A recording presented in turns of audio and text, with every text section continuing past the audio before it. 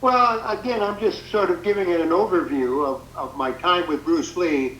I was fairly young. I had been a boxer in the military for 2 years. I was champion of the Air Force in the 5th Air Division. I was very, very aggressive. I was brought up in an orphanage. I loved to fight. I fought all the time.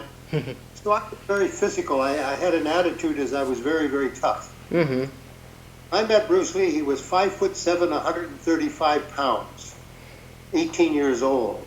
I was probably 225 pounds, very physical.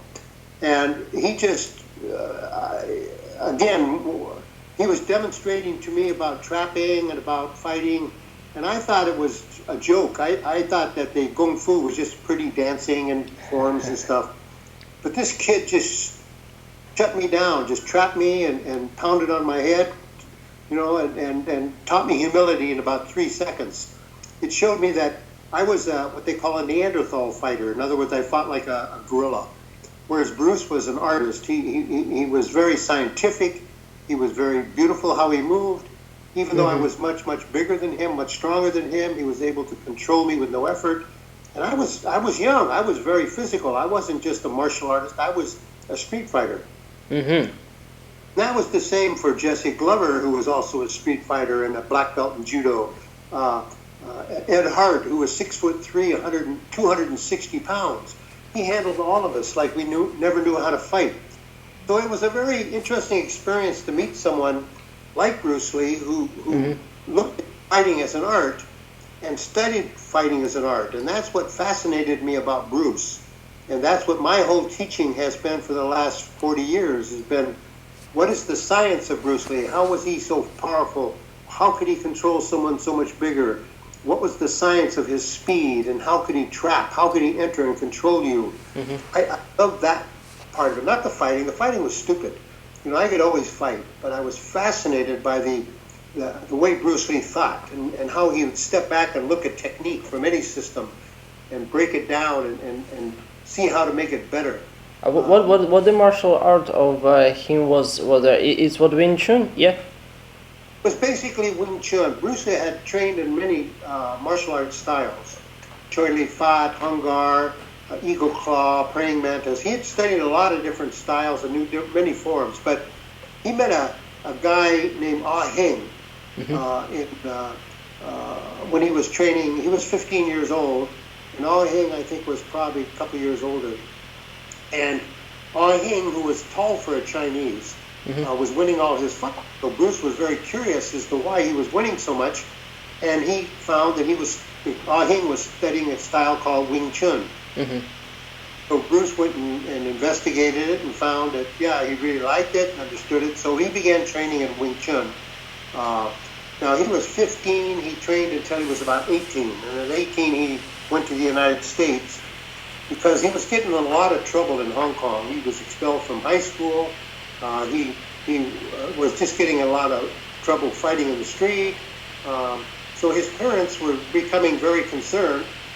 So when he turned 18, Bruce was also a British citizen and an American citizen because he hit the United States in San Francisco.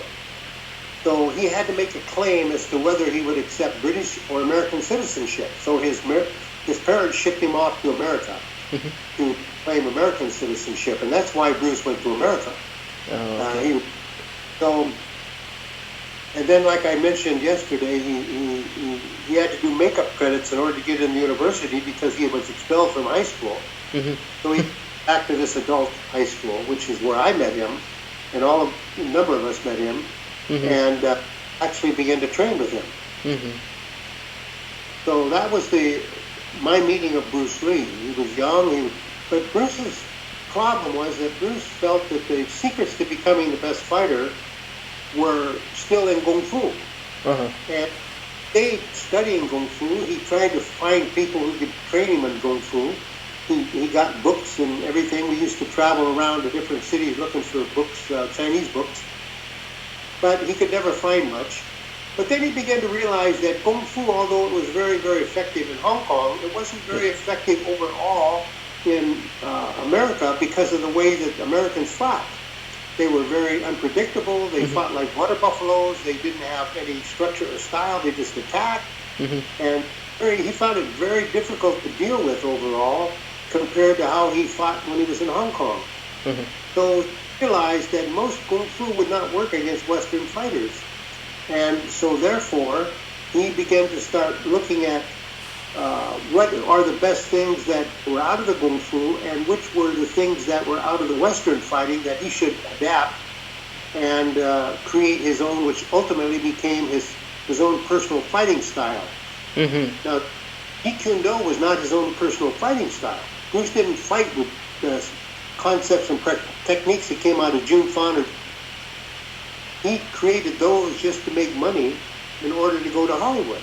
His personal techniques, which he used, which he learned, which he didn't learn, he created in the early 60s, was so that he could not be beat.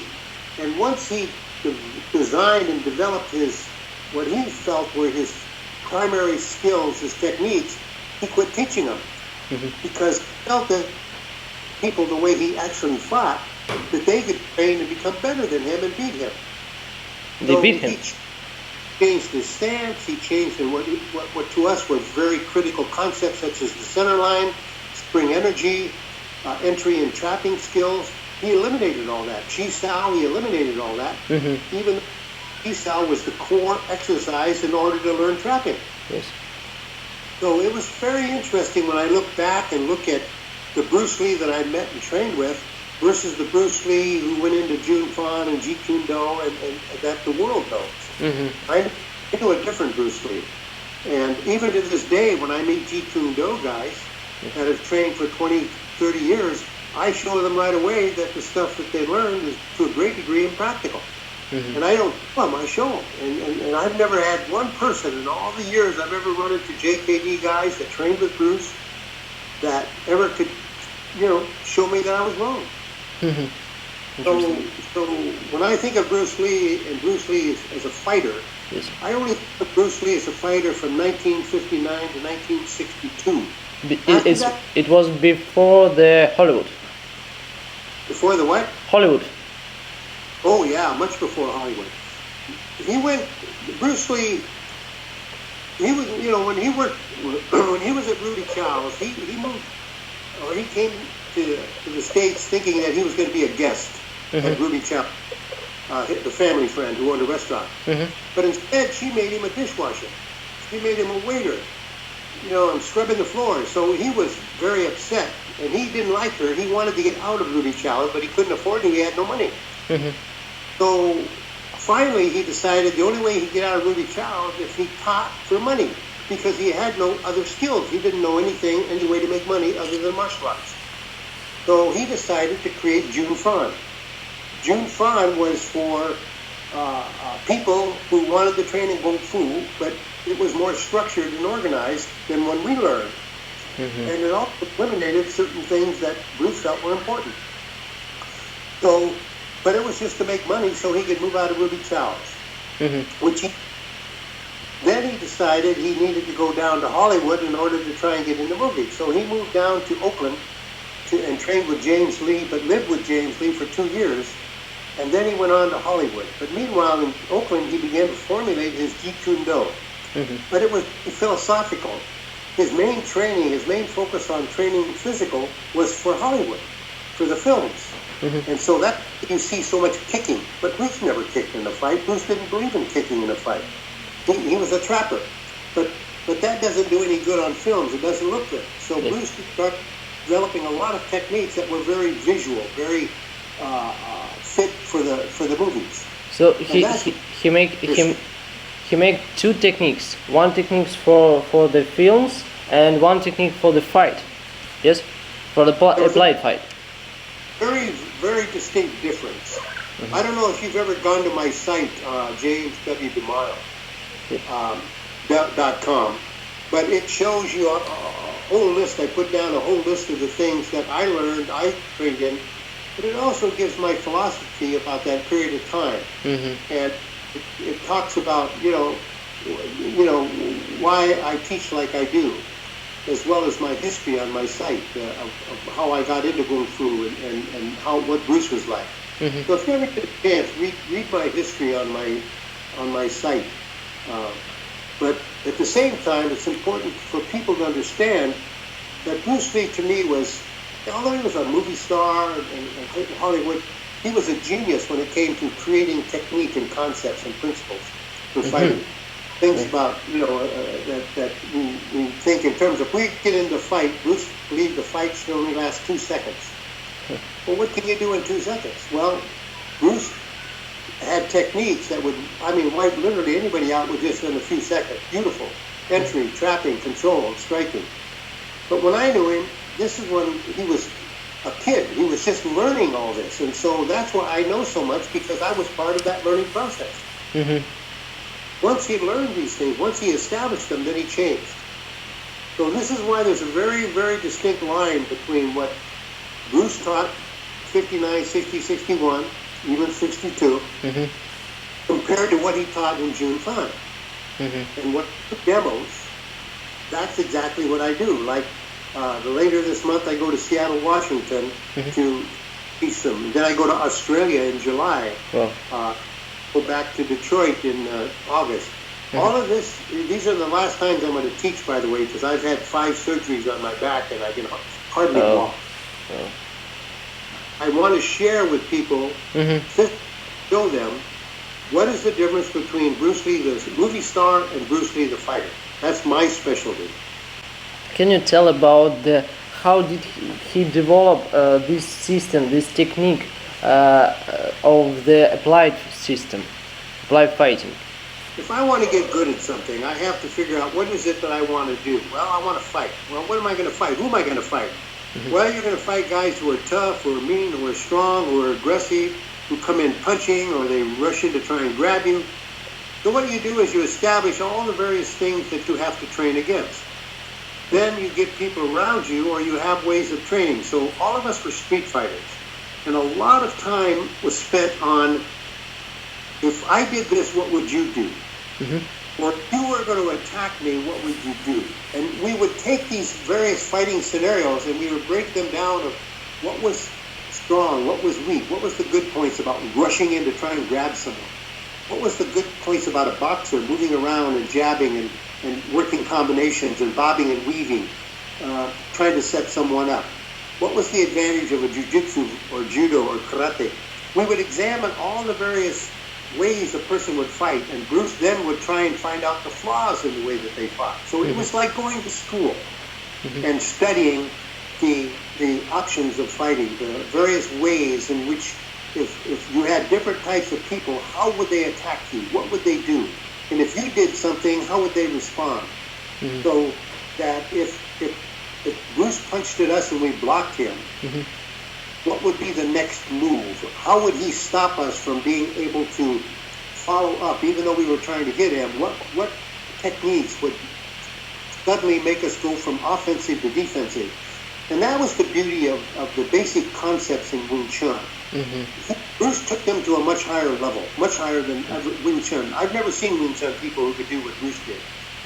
But the ability to trap meant that once you touched the individual, you became part of his energy and you controlled his direction of energy. Yes. Plus, you always created this pressure against him, which they call spring load. You always center line to him, in which you had both arms as weapons at the same time. Whereas most of the time in fighting, you see a person either fighting using his right side or his left side. In other words, he goes back and forth. Bruce didn't do that. Bruce fought you straight on, so that at all times he had 2 weapons at his disposal. He had use of both arms. Well, you never see that in his later teaching. But there was basic that Bruce developed in those early years that he built his whole fighting concept around. And that's basically what I teach, is what I call his core principle. Core principle. Yes. How to move. If he was to go in on a person, how did he do that? If you attacked him, how he reacted, what he did. How he established your weakest lines. Once he touched you, what did that mean? What did he do with your energy? How did he control your energy? One thing to say control energy, how did he do it? So it is a science approach. No, I'm just saying that's where the science comes in. That's where it's not just sitting and having a tough guy attack, but how do you attack?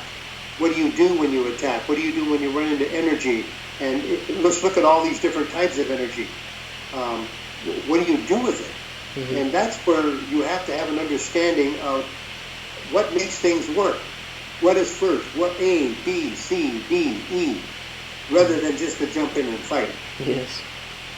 Because Bruce was small compared to a lot of us. He was one of the smallest guys in our group, but he was the toughest. So what made him that way? Well, he learned our strengths and our weaknesses, and he really could use our weaknesses against us. And that's the science. How do you figure that out? Well, it's the science. You study it. It's like, say, going to school. And when you first start off, you're down in grade school. Then you go up into high school. And then you go up into college. And graduate school. So that's the evolution of his thinking. He started small, and he began to understand things. He got smarter and smarter. He put things together. He moved up in his knowledge. He added things. And as he grew, his knowledge expanded. He became more aware. He was able to see and understand things better. That took him up to a higher level. So it wasn't just a matter of creating from the get-go, from the start. It was over a period of a couple years in which he was able to really analyze and better understand the best ways to accomplish eliminating your opponent very quickly. And so it was very interesting. It's a fascinating period of time to know Bruce Lee. Yes. And how did he how did he go to this science approach? Where did he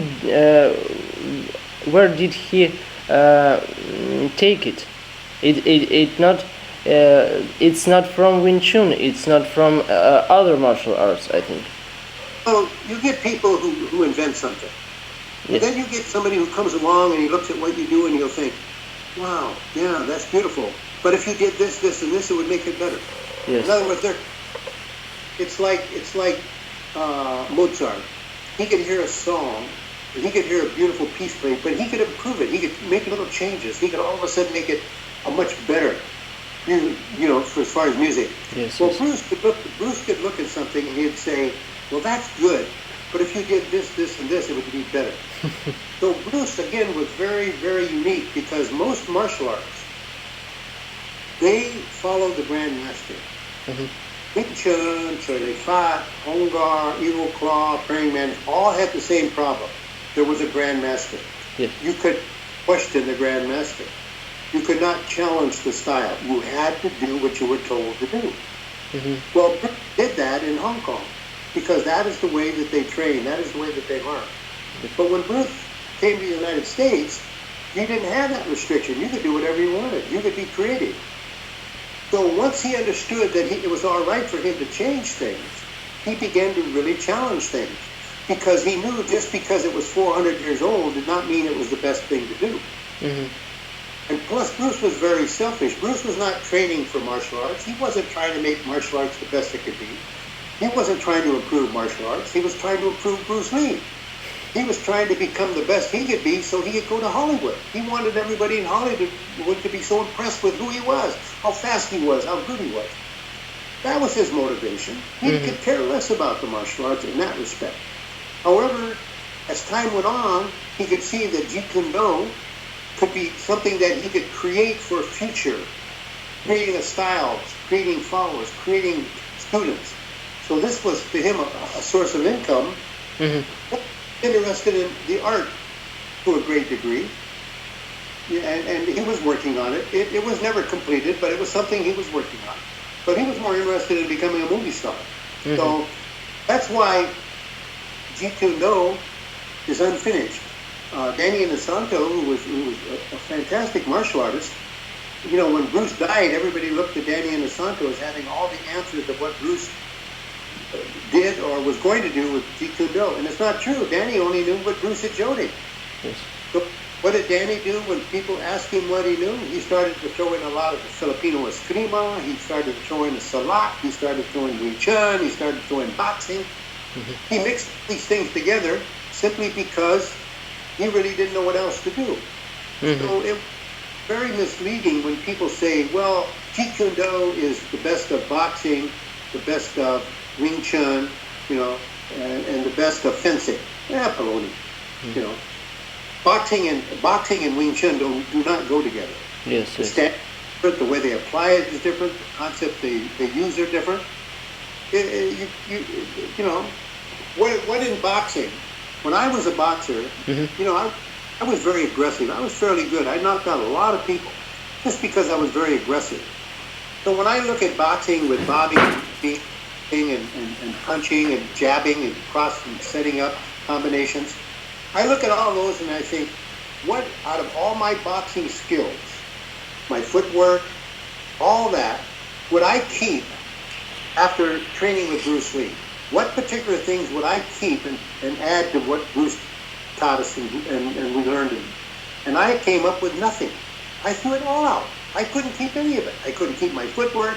I couldn't keep the way I bobbed and weaved and slip punches. I couldn't do the jab, because everything was totally contrary to the basic concept that made Bruce so very, very effective. So, but see, I have to demonstrate that to somebody.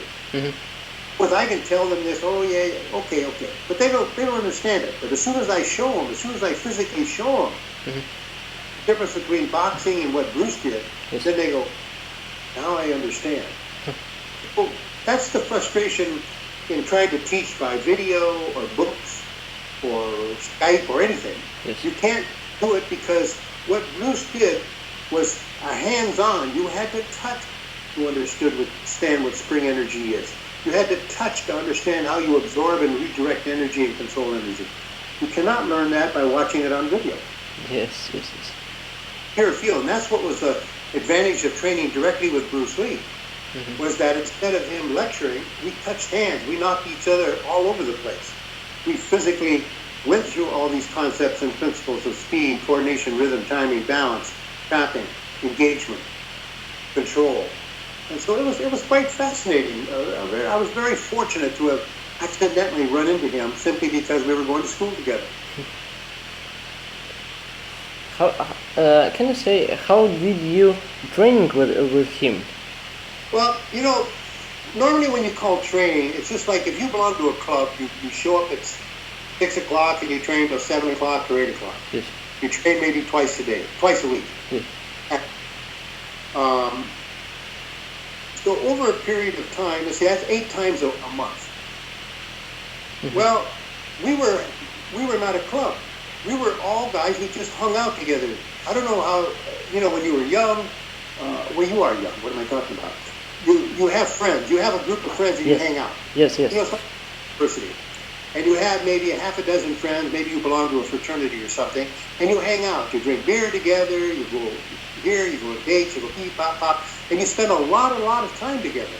You don't think about it because you're just hanging out. And before you know it, 4 years have gone by. And you've made good friends, you've done a lot, but you don't think about it, you just had fun. Yes. Well, that was with Bruce Lee. We weren't a club training together, we were just hanging out. We happened to go to school. And so we would train, we would go to the movies together, we would go to restaurants and eat together. We didn't drink. I don't believe any of us drank. And it was one of those things where we never thought about it. We were always fighting. That was our main common interest. We talked about fighting. We were always fighting. And like I say, we would fight. We would meet in the morning when we went to school. We would go into the library. When we had library together, we would train, we would talk, we would work on forums. We would cafeteria after school, in the evening, And not only on during the week, but during the weekend. We would go out and train, hang out. So this is why what we did was equal to training years as far as time. But the beauty of it is it was condensed. It was immersion training. But isn't that okay? I'm going to learn this technique, and then next week I'm going to review it. No. It was boom, boom, boom, boom, and hour after hour, day after day. Trapping. What is trapping? Well, boom, we got into it. We got into spring energy. We got into here's a guy that's 5'5" and he's 120 pounds. My next partner is going to be 6'4" and 240 pounds. Wow. What a difference. So it taught you, because of the diversity of all of us, there's different sizes, it taught us immediately how to adapt to different sized people. People that were fast versus people who were slow, people who were very strong versus people who were weak. You know, how do you deal with these people? But they also happen to be very talented, very skilled in fighting. So it was a great, great period of time of training because you got a tremendous amount of sort of freestyle training. It wasn't where Bruce was the Sifu. Bruce was just Bruce to us. He wasn't Sifu. He was just a punk kid who we met at school who did something we really liked. He was just one of the guys. And when we went to the movies, often we didn't go to the movies he liked. When we sat around the table and ate, we were all equal. It wasn't that Bruce Lee was our leader, our grandmaster. No, not at all. So it was so totally different than when you go into a club and there's your Sifu, there's your sensei, there's the person who's the instructor. It wasn't. So that's why it was so much fun when I look back about it, because it was totally hanging out, having fun. And yet training was the main central thing, but we didn't do it as martial artists, we did it as guys hanging out, learning things that were fun to learn. Bruce was motivated to be a movie star. We weren't motivated to do anything. We were just going to school.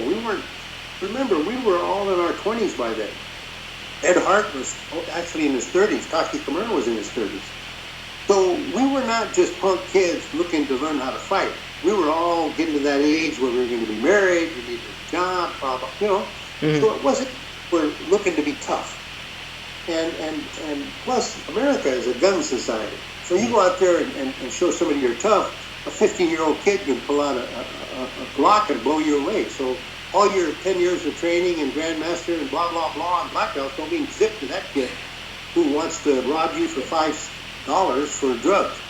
So this is being realistic. Even back in the 59, 60, you know, there was kind of that mentality. So, you know, we were aware that fighting hand-to-hand was to a great degree when you were a punk kid, or, you know, you were young, or you hang out in bars, or you go and join an MMA type fighting, or, you know, competition. That's but not as an everyday individual. You know, once you're past 20, the chances you get into a fight are very, very, very slim. And the older you get, the same.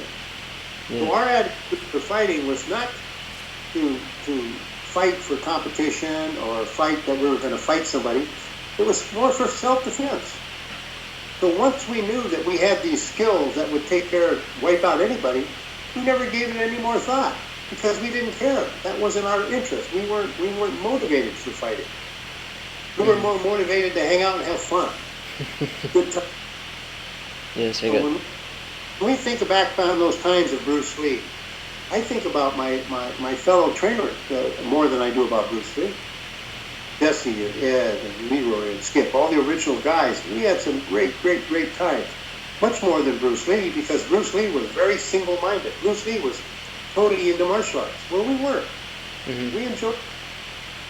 His whole life was martial arts. So he wasn't fun to be around, you know, other than training. So it was, like I say, it was a very unique period of time that we just happened to be there that allowed us an opportunity to be exposed. Well, here, God, look at that was 1959. This is 2016, and I'm still talking about this shit. I'm still in to a degree. Who would ever imagine that? I would have never imagined it. I've gotten letters from all over, including Russia. You know that my books have been black marketed years and years and years ago. I was one of the first Americans when Russia first ship came into the United States and went into Seattle, Washington. Wow. And first American to go on that ship, I gave them all Power Punch books, my Power Punch books. Took pictures and all the sailors. And what did those sailors want to do when they got off the ship? They wanted the Bruce Lee grave. Amazing. This is amazing. It. All these guys, you know, first time in America, you know, Russian ship. Yes. They want Bruce Lee's grave. And I, again, was one first on the ship because of my reputation of the Power Punch and knowing Bruce and all that. So it was quite an experience. But that just showed you, you know, what he did worldwide. And when I travel, like I say, all through Europe, Unfortunately, I've never been to Ukraine. But at the same time, it's always fun and exciting to be able to share what I'm talking to you about, but only demonstrate it also. Yes, I agree. Who would have dreamed that all that time I was with this punk kid back then? He would always say, I'm going to be a movie star. Yeah, sure, kid. We didn't. So. Wow. So, can you tell me about the? So your training, it was like a part of the life, of your life. Is he training all the time? You said. Yeah. Well, he trained because he was so. He just felt that because he was Chinese, that it was going to be very difficult for him to break into Hollywood. Mm-hmm. It was. Mm-hmm. So he knew that he had to be able to be exceptionally good at something. Mm-hmm. That was where he focused on martial arts, because that's all he could do. Mm-hmm. Exceptionally fast, he was exceptionally good, and he trained for that purpose. Mm-hmm. He was phenomenal, but I've known people as fast as Bruce. I've known people who could kick as good as Bruce. But at the same time, it was the way he did it. And it was that period of time. You got to remember that today, when a martial artist pops up who was really good, nobody thinks about it. Mm-hmm. But back in 1959, 60, that was very exceptional, because we'd never seen, especially some Chinese kid, who all of a sudden could, move like a bullet. And it was very impressive. So this is why when I think about Bruce and what motivated him and why he was so driven, it's because he had this fascination with Hollywood. Remember, he did 17 movies as a kid in Hong Kong. But movies in Hong Kong, movies is not a big deal. And most of the movies, when they shot them, it was after midnight, because the city quieted down. And that's when they would shoot the movies. But they never did them with sound, because it was too much noise. So afterwards, they'd always have to add sound. But Bruce got the taste of the fun of being in movies. And there was a certain amount of recognition, but it was all much, much, much less than you would in Hollywood. So that's what started the dream. Mm-hmm. And once he knew he was going to America, that became his whole focus, to become a movie star. So all the talk, everything we talked about, I could know without a doubt that he was always aiming towards going to Hollywood. Mm-hmm. Not to become a great martial artist, not to become the best fighter in the world, but to go to Hollywood. So his focus, everything that he did was to get better and better and better. But first, before he could get and do the things that would impress Hollywood relative to kicking and leaping around, he first had to ensure that he could be the best fighter, just in case he was ever challenged. And he made it. Oh yeah, he was phenomenal. Yes. He was. People tell me, well, my instructor, blah blah, and I tell them, you're full of baloney. And I tell them, look, when I traveled a lot, people would say, well, my instructor could have beat Bruce Lee. And I said, will you bring your instructor down here, and I will spar with him. Uh-huh. If he could beat Bruce Lee, I should be like sparring with a baby, where he should be able to beat me. They never showed up, because they knew that when they looked at me, I looked like a gorilla, and that I wasn't kidding. If they challenged me, I was ready to fight, because I knew that Bruce Lee could handle me very easily. So if these guys felt that they could handle Bruce Lee, they had to first prove to me that they were that exceptional. Because to me, it was an insult for somebody to say something like that. So I was very open. I was well known for saying, hey, you say you can beat Bruce Lee? Come spar with me. Because I like to fight. I mean, that was great. I loved it. And so I didn't hesitate to challenge people. But all my travel, all through Europe, everywhere that I went, Australia, not once did anybody answer my challenge. Because they knew that it was mostly bravado. Mm-hmm. That do this and I can do that. But when somebody called them on it, hold it. I mean, let's quit talking. In America, they say, can you walk your talk? You back it up. And since I was a Neanderthal, I was from the cave-dwelling group that, I didn't, and that's the thing about original guys. We were all street fighters. We all came from fighting backgrounds. So if you challenged us, that was a mistake, unless, you really, really were serious. Mm-hmm. But I find they're not serious. They're just full of air. They want to talk. Well, my instructor, I can do this, I can do that. Yeah, okay, sure. So again, Bruce was so phenomenal. Yes, yes. I respect him. I mean, I respect his skills. Anybody that says anything bad about him or undercut his skills, I'm the first one. In fact, there was a big thing here in the States on Facebook in which I called a few guys that made very false claims. And so there was the last few weeks, so started quite a controversy calling these guys exaggerations, that what they said was not true. And, it made me mad. So I'm still, very verbal as far as protecting Bruce, because I respect what he did, what he could do, what he gave to the martial arts. And I don't allow people to abuse his name just so that they can pick up more money or get people around them all using Bruce's name, but yet what they say are lies. Training with Bruce or training with people who are the original students. Yes, yes. In your opinion, what did he give to the martial arts of the world? He didn't intend to, but what he gave, first of all, was permission to do your own thing, to break away from tradition, to question, to challenge. Mm-hmm. He also gave methods of doing it. How to step back and look at something. When is a punch just a punch? How can you make a punch better? Is a vertical punch better than a horizontal punch? Mm-hmm. If so, why?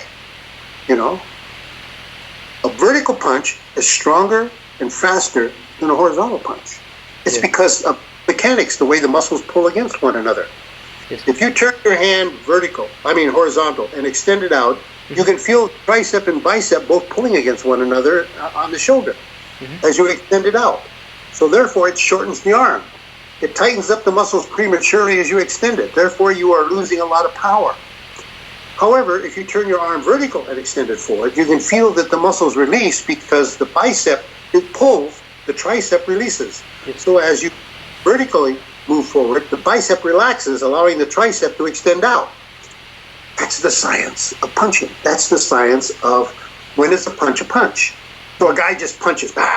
Oh yeah, what did you just do? You say that you're punching the hardest you can? How do you say that? If your elbow goes out when I punch, that automatically means your energy is going through an angle, not straight, and it's a solid line. So you show them this. And I do demonstrations of this just to show them how you lose power in your arm when you strike by having different positions of your arm. A hook is a very weak punch. That doesn't mean you can't knock somebody out, but that doesn't mean also that it's the hardest you can hit.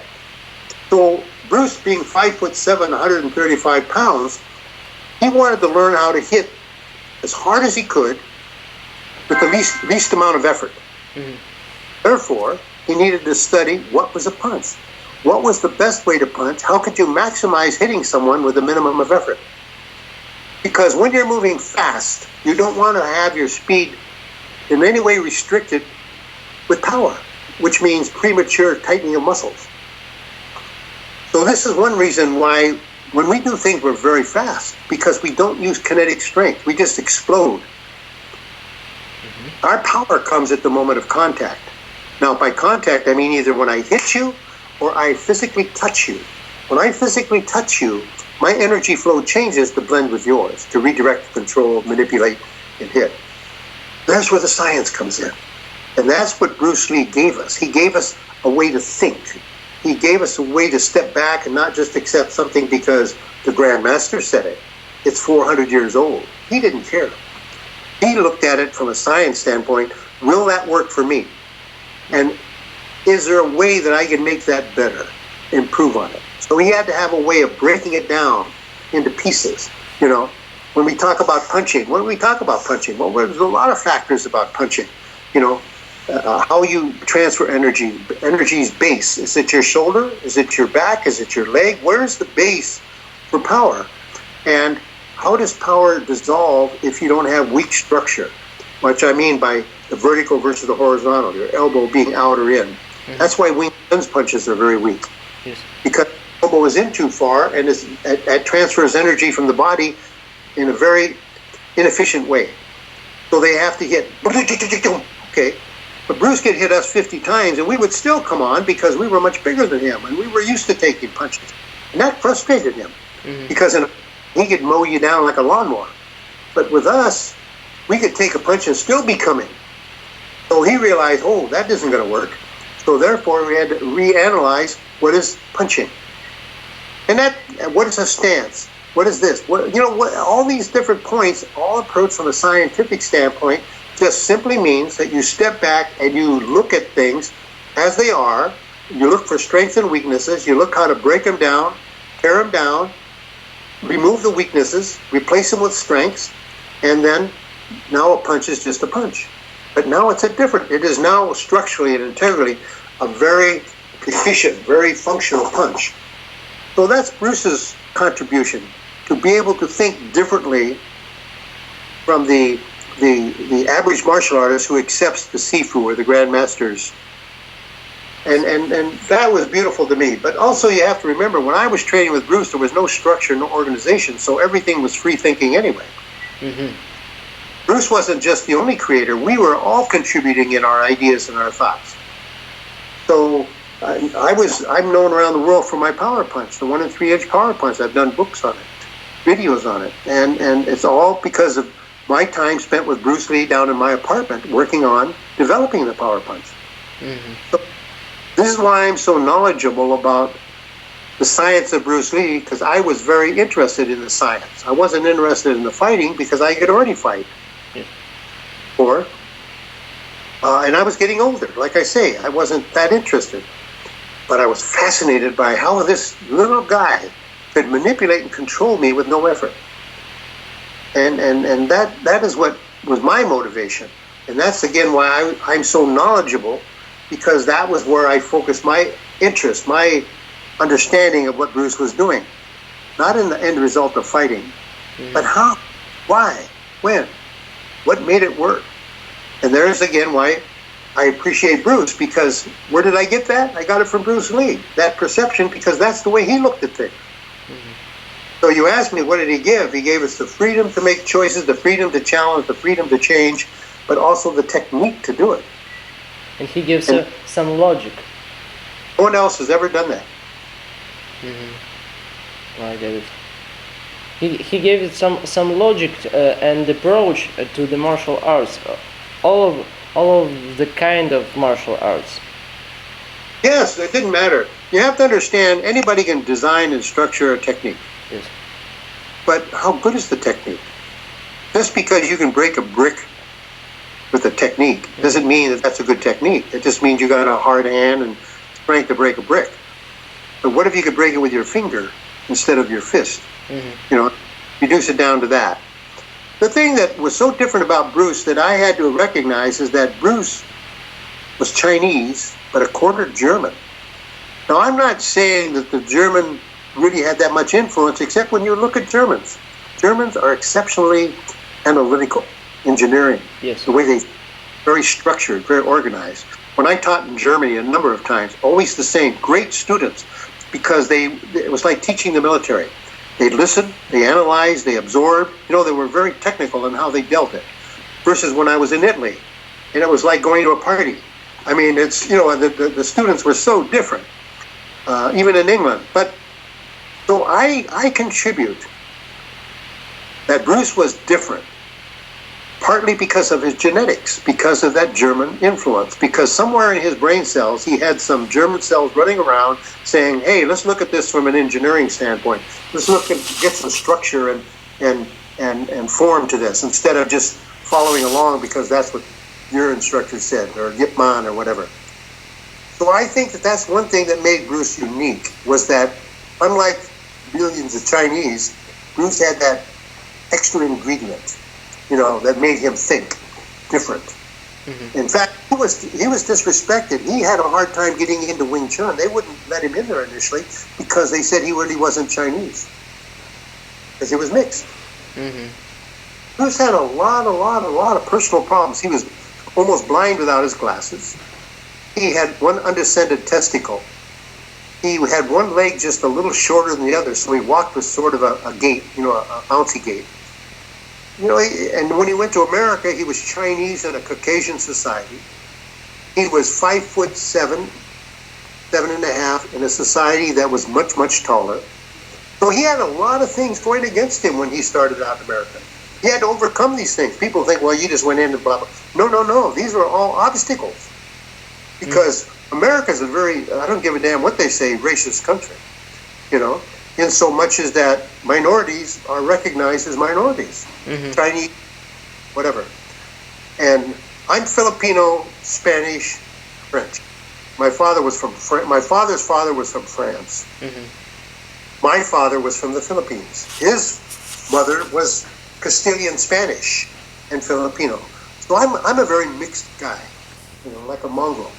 But at the same time, I understand what prejudice. I was stationed down south and back in the 50s when they had the separate drinking fountains for black and white. You couldn't walk on the sidewalk. If white people were walking along, you had to step off the sidewalk in order to let them go by. That kind of a thing. Well, people didn't know what race I was because I was dark. In the sun, I get very, very dark. If you're dark down south back in the 50s, you were black. I don't care what race you were. So I experienced what that meant. And I understood what Bruce recognized when he came to the States. Most Chinese were just waiters, dishwashers, and that's what they expected him to be. So Bruce was very, very unique. Plus, Bruce's first girlfriend was Japanese. Now, the Chinese back in those days did not get along with the Japanese because of the Second World War, atrocities. But Bruce's his girl he wanted to marry, gave her a ring, was going to take her back to Hong Kong and introduce her to his parents, was Japanese. Bruce's best friend, closest friend, to this day, in fact, Taki Kimura, Japanese. So Bruce was not the normal Chinese.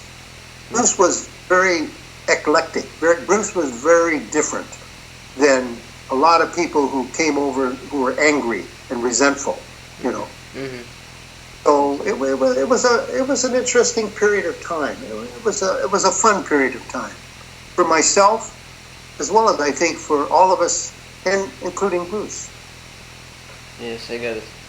So can you tell about did he think about the psychology of the fighting? Well, psychology of fighting means that what are the weaknesses of your opponent? What are his strengths? You can tell by the way his energy. You can tell by the way that when you talk to him whether there's any hesitation, strength. You can figure out, okay, if this guy is big, should I fight him at angles? In other words, the psychology of fighting is being able to understand what way can you set up your opponent. What basic things are an advantage or disadvantage with a tall person versus a short person, an aggressive person versus a guy who's just drinking. But, again, he doesn't look like he's a fighter. He's just got a big mouth. The psychology of fighting is understanding your opponent, understanding when to attack versus when not to attack. Psychology is being able to know how you cue or trigger your opponent because you're too close to him. In other words, you've invaded his personal space, and therefore you make him more alarmed. So that's why we would create certain distances that we trained from, because that was our fighting distance. We knew that we didn't trigger him to alarm, yet we were close enough to attack him before he could do anything. The psychodynamics of fighting are something that we spent a lot of time on because we knew that set up the person to being able to hopefully easily overcome him. How to talk to him, what do we mean by the psychological and the physical half step? How to set him up for that. So when you talk about the psychology, it itself is a science. It isn't something just automatically assume that most everybody's the same. No. I mean, if this guy's good, if this guy is physical, this guy looks like he's tough, how can you set him up psychologically so you can attack him at the right moment in which he all of a sudden is only functioning at 50%?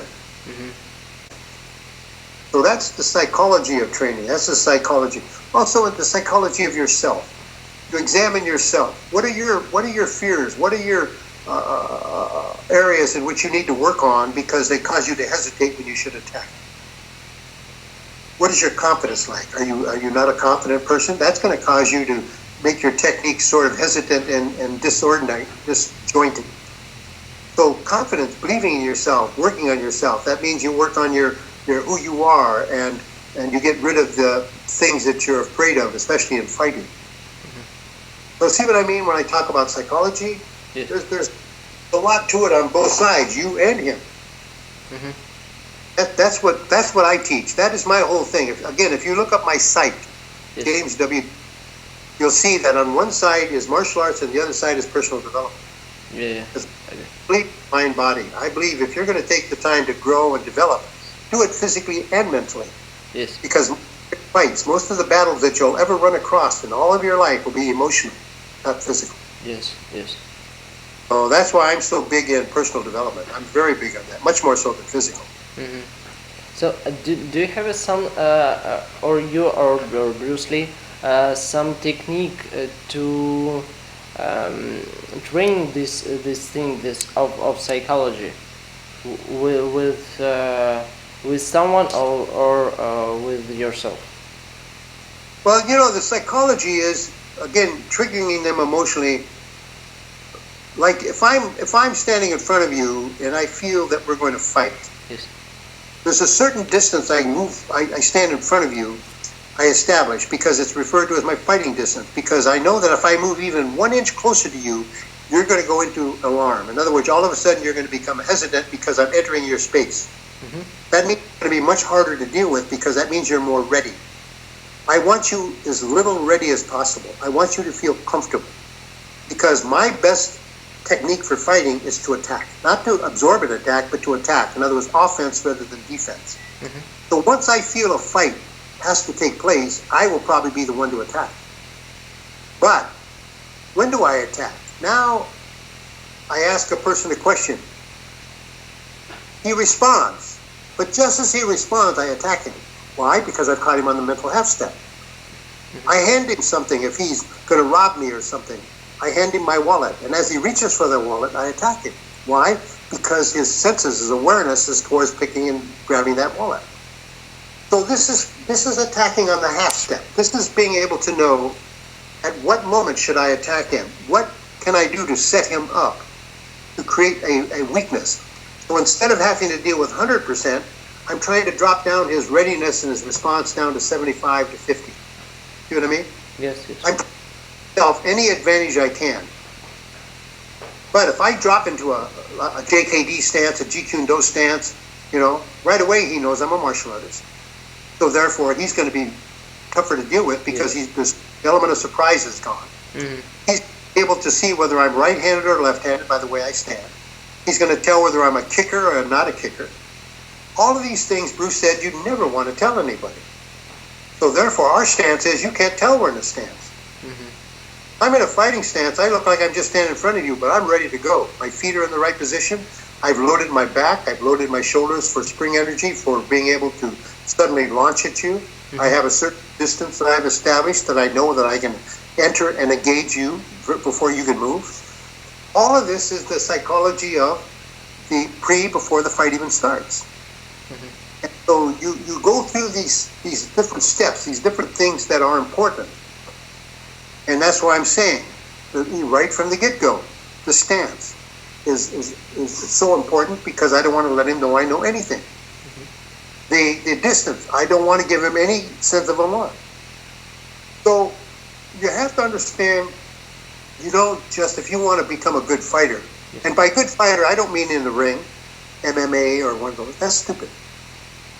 Because you both know you're going to fight, so you might as well give up stance and everything else and just, be able to go in, take a punch, and drop him, or jitsu, whatever is your specialty.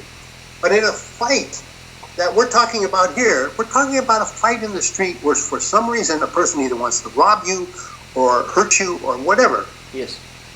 Therefore, this is a street fight. A street fight should not last over 2 seconds.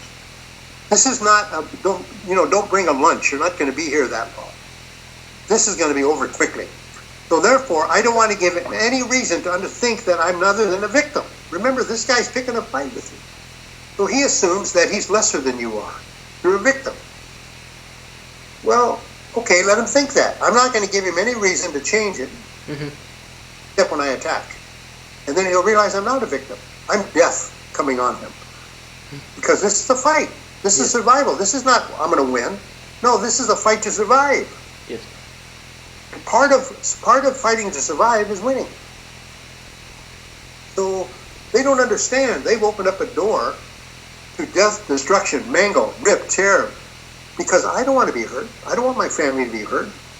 So this is not a joke. This is not martial arts. This is not Wing Chun against this. Nah. This is Jim DeMile against whoever wants to hurt me. I'm going to destroy him. That's my fighting mentality. And that was Bruce's mentality. That's what we discussed many times. How do you prepare yourself mentally? Well, you have the nice guy. Like me, I'm referred to as Sijo, founder of my system, Wing Chun Do. I teach, I'm good academically, I'm very verbal, I'm very articulate, I can understand my system, blah, blah, blah, blah, blah. I'm a teacher. But you go to fight me, you're not fighting Sijo, the Grandmaster. Forget that. That's a teacher. I come out as Jim DeMile, the Neanderthal. Hey, I droop, my eyes glaze, and I'm ready to go. Why? Because that's my fighting persona. Thing we understood back in those days. You're a fighter or you're a teacher. Yes. Doesn't fight. And the fighter doesn't teach. Yes. So it's something people don't understand. You know? Yeah. Not many times, but I had a few times years ago where somebody would walk into my club going to challenge me because they thought they were, their style was better. But after talking to me for about 30 seconds, they usually just walked out because I could tell that they were there to fight. Therefore, my teaching presentation changed, and I talked to them like the Neanderthal. And they knew that, there's something wrong with it. They think this guy's nuts, But I want to let them know, hey, partner, you want to come in and challenge me, be careful who you're challenging. Because I will teach, and I'm a good teacher. I'm very sensitive. I'm very good as far as knowing what I know, being very attentive to each student, and blah, blah, blah, blah. But as a fighter, I just go into the destroy and mangle mode because I don't want to be hurt. So I'm not going to give you a chance to hurt me. So as quickly as possible, I will destroy you. I figure that by you coming into my school or whatever, you're saying that you're willing to hurt me to prove your point. Therefore, you're giving me permission to hurt you. Very simple. And so I will. But this is just stupidity, Again, you go into that attitude nowadays, some kid will shoot you.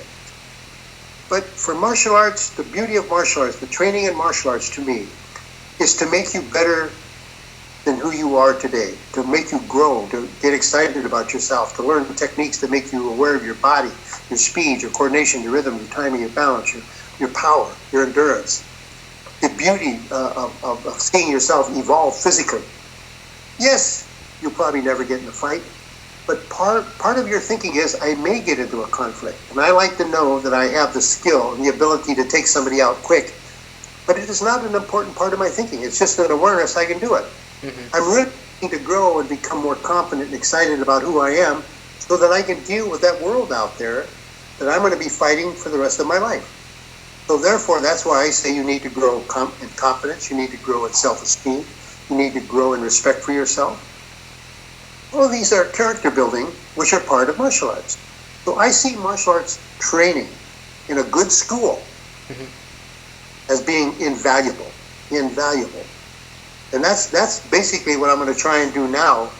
I'm changing all of my thinking towards teaching on the internet. What to do is I'm only going to accept students who want to teach. I'm not going to accept students who just want to be students. And my whole point is, over the next year or two, send them videos, interact with them, have them send me Skype stuff, and then what I do is I examine what they do. I try and review them, tell them what they're doing wrong, and then within that year or two period, either enough people can get together to finance a qualified instructor, or they can come over here and actually physically train for like a week. some point they have to have hands-on. They have to touch somebody who's skilled. And I have some very skilled people who are good, who are young, explosive, and who understand what I teach. So it isn't that they got to touch hands with me, but I will do all the teaching. I will do all the analyzing and reviewing of what they do.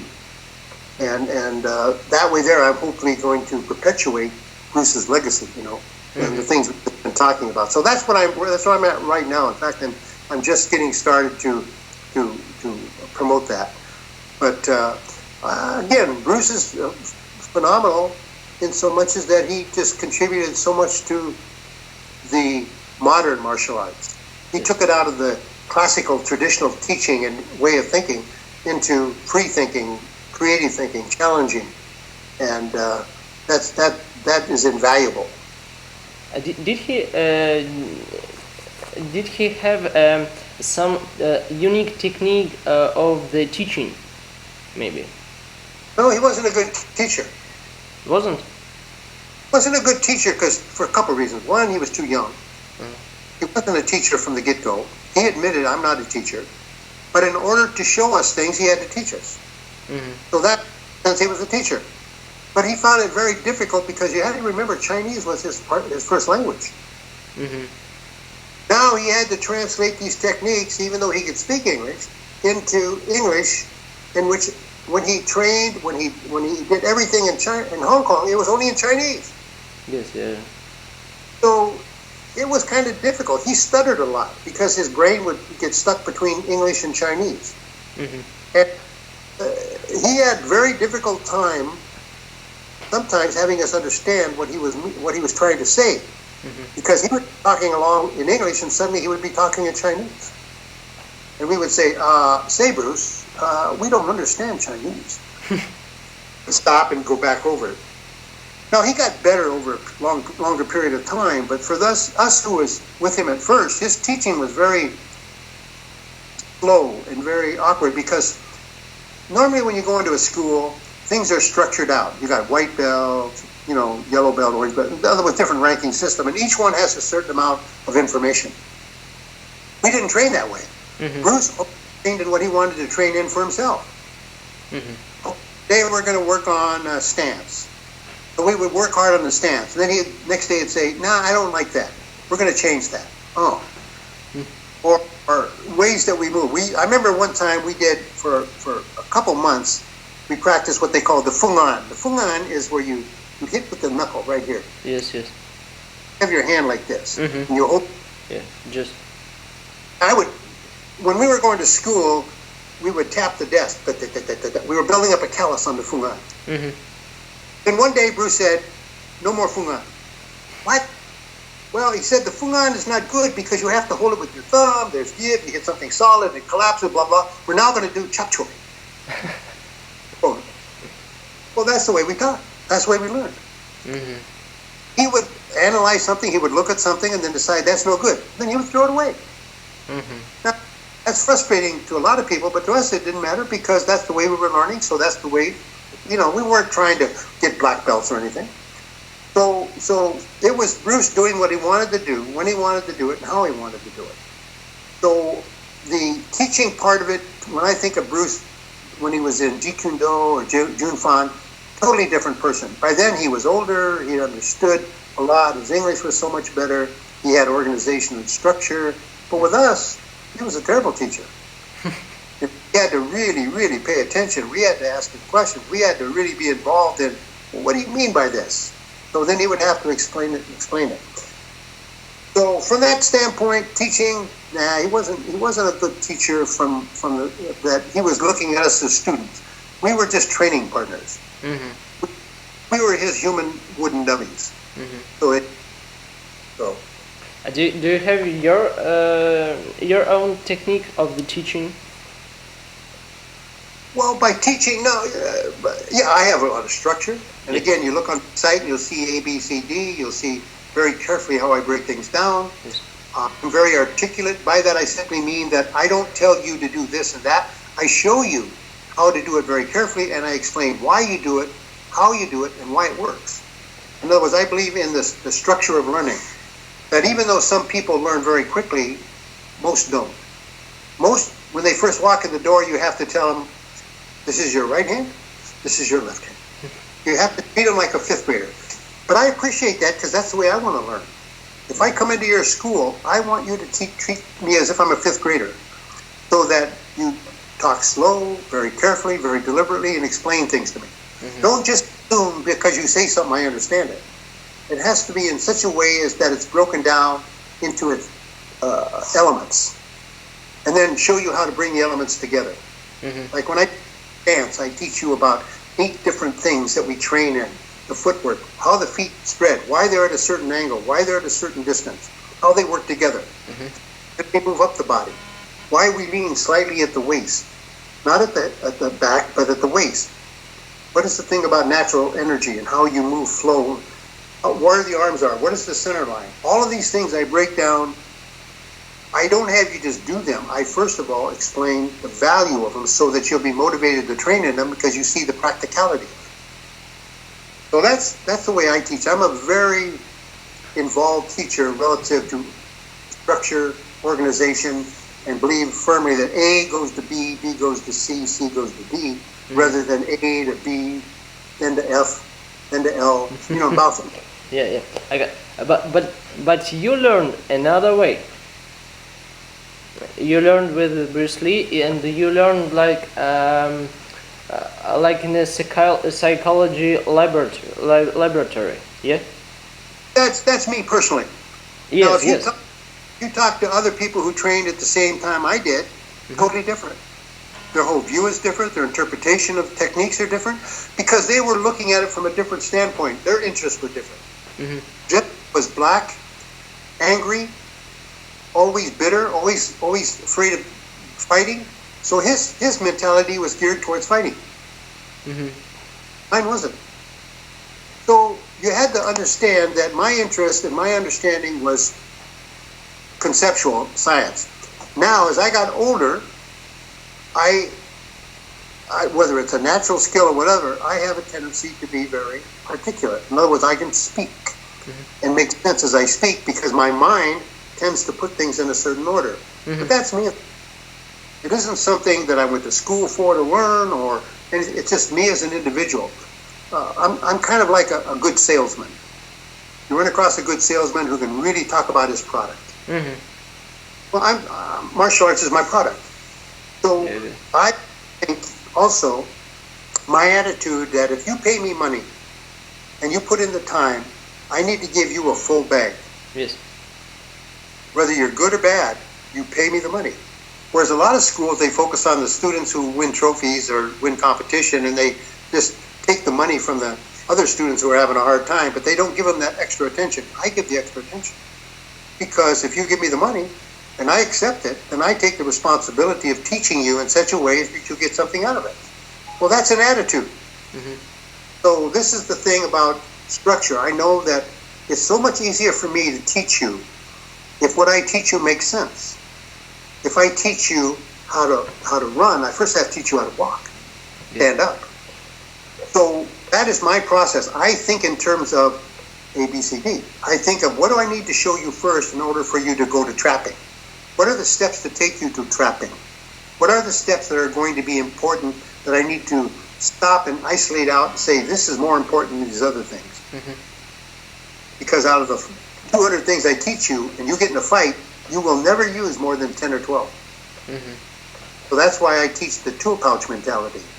In other words, as you train with me, I'll tell you, always keep in mind that as you run across technique, some of these things will leap out as more important than others. Those are the things you put in your tool pouch.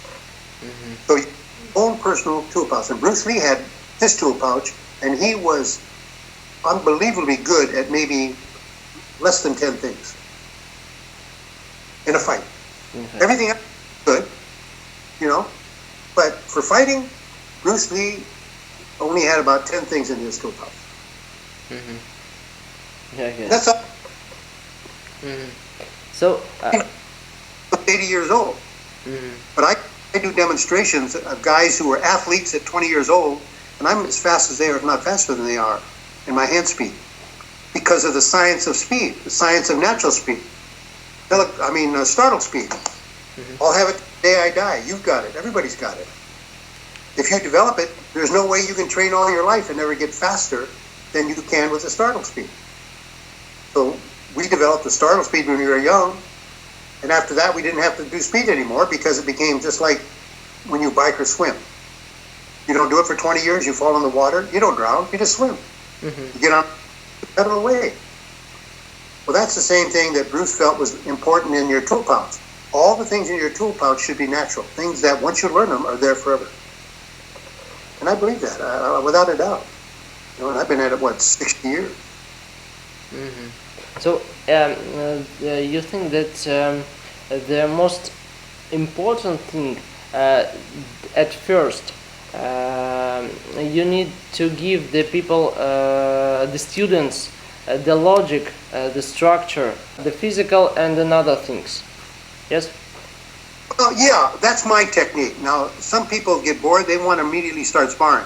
Them as students.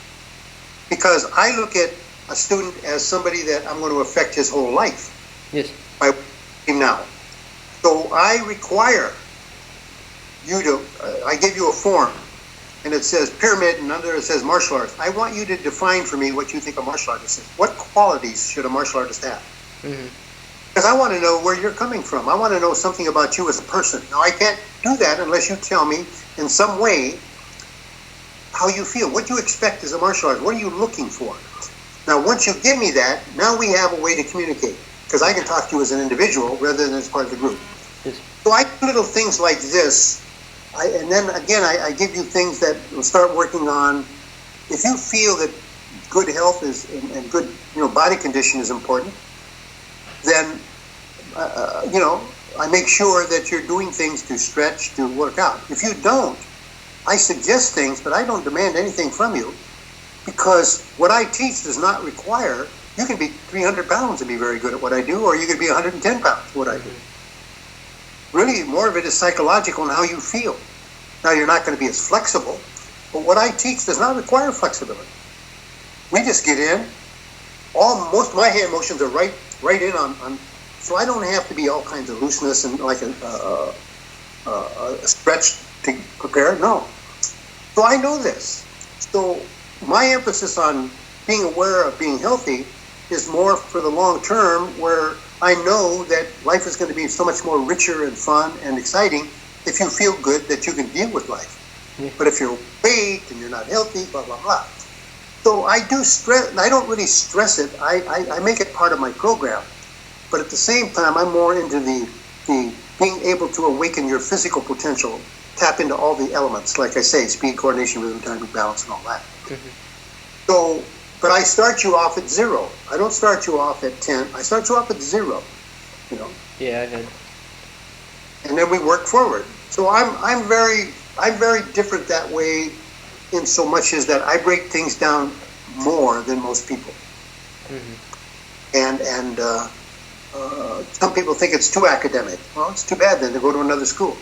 I'm not trying to look for students. I'm not trying to impress people. I just have something I feel that I got from Bruce Lee that has a lot of value, and that I want to give it to people in such a way that they understand the value of it. So that if they teach it to their friends or their children, I know that they're carrying on the same legacy that I have.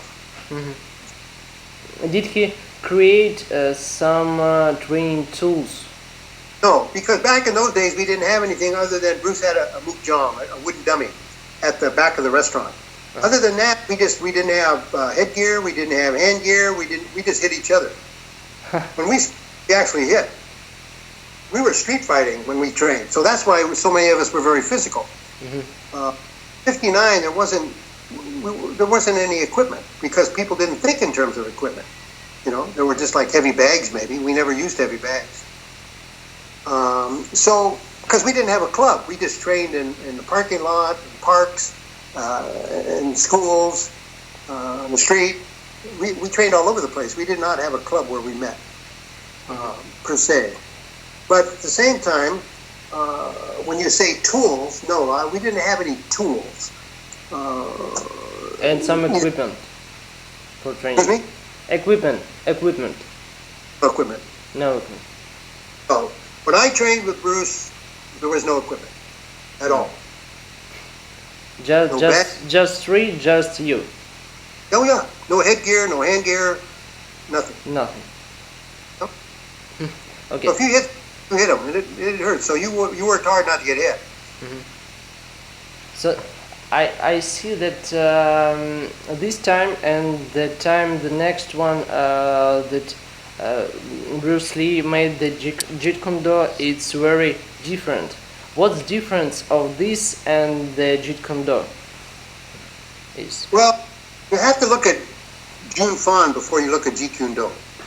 Jun Fan was the step after us. Jun Fan was his first effort at structure and organization. Mm-hmm. He had Chi Sao in it. He had a lot of different things. Anyway, Jeet Kune Do was preceded by Jun Fan. Jun Fan was Bruce's first attempt at organization and structure. Mm-hmm. It is much more organized than Jeet Kune Do. Jeet Kune Do was a lot of ideas Bruce had, but never came together as an actual structure for teaching. Mm-hmm. Ideas about closing the gap, ideas of this, ideas of that. So that's why Jeet Kune Do, when you meet a Jeet Kune Do person, it's always different. Because it's sort of their interpretation of what Bruce originated. Whereas Jun Fan is actually more structured because Bruce was charging money and was just really organized for making it a business. He was teaching this, yes? He was the Jun Fan, him and Kamara. Then when he went to Oakland and LA, he switched and started to explore more because he was really getting ready for the movies. And that's why he was teaching Jun Fan JKD. Mm-hmm. In other words, it began to drift away. When he first went to Oakland, he presented Jun Fan, which then began to integrate different ideas he was having that changed it. So it became much looser. Mm-hmm. So that went to LA, he just had a whole bunch of random techniques and things he was doing and experimenting with. Mm-hmm. And so it was not really what I would say something that you could teach anyone. Mm-hmm. Because it wasn't established as a textbook technique. You know, Jun Fan was more structured. Us, no structure. So things that I show you are only because I've organized and structured them into a specific teaching format for teaching purposes, whereas Bruce never did. But in Jun Fan, there was a lot more. So our main difference, I look at Hollywood as his getting in the movies, more exaggerated movements, more things that are geared towards film, not reality.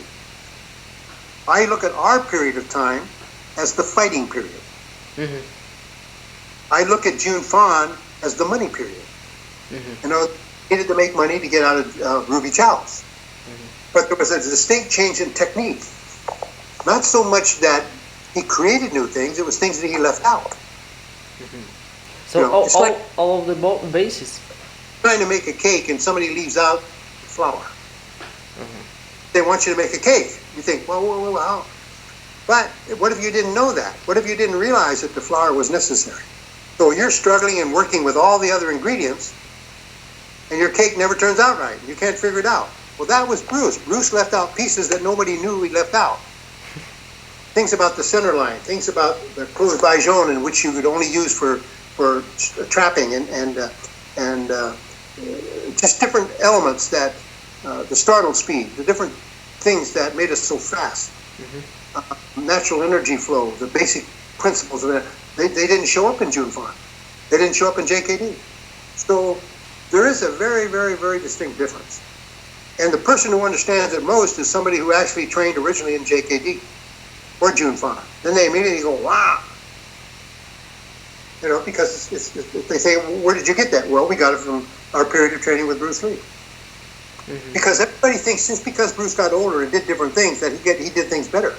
Nah, his motivation wasn't there to make things better. His first motivation was to make money and then go to Hollywood. He wasn't motivated to make things better relative from fighting standpoint because he had already accomplished what he wanted to on a personal level by developing a skill in which I believe no one could be physically. Even to this day, I would put my money on him in an MMA fight in the street. Not in the ring, but in the street. But who knows? That's just my opinion.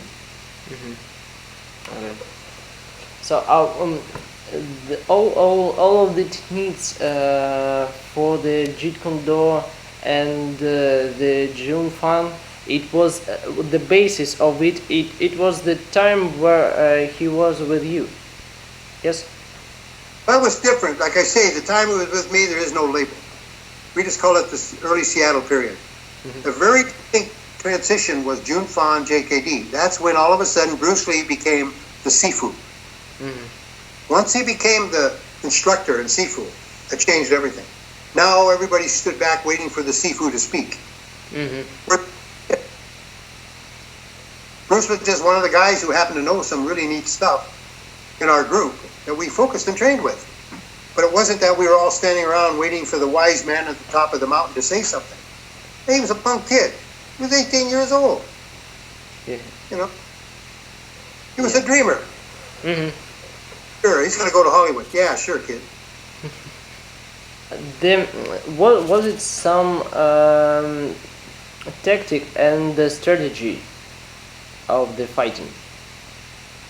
Well, I've already told you. That when you start thinking about fighting, you have to understand that first you have to make the decision. Is there going to be a fight? Can I avoid the fight? Yes. First thing is to try and avoid it at all costs. However, when you realize there's going to be a fight, then you have to decide very quickly who you're going against. You have to bring into certain elements like distance. You have to understand the level of potential reaction to the individual by how ready he is. You have to look and see how he's standing relative to, is he a kicker? You know, what particular things should you be aware of when you attack? What things should you be ready for? So when we talk about techniques in fighting, it's just academic. A, B, C, D. You know, who is my opponent? What are the things that appear to be what I should, you know, be ready for or expect? You know, all these things will help calculate what is going to be your move, how you're going to attack, what you're going to look to do. But the beauty of what Bruce did is that you could give me 50 scenarios, different fighting scenarios, but about those 10 things that are in my tool pouch will take care of all. We have some books about the Jeet Kune Do, yeah? Is it applied or just a show and the money? Bruce never wrote a book other than Peace Out. No. Even that, none of his books ever related to actually his fighting techniques. Not one. No. Tao, of course, was not written by a martial artist.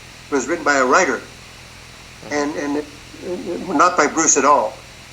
So, but at the same time, I think Bruce would have never written things down. Again, he did not want to expose the way he fought.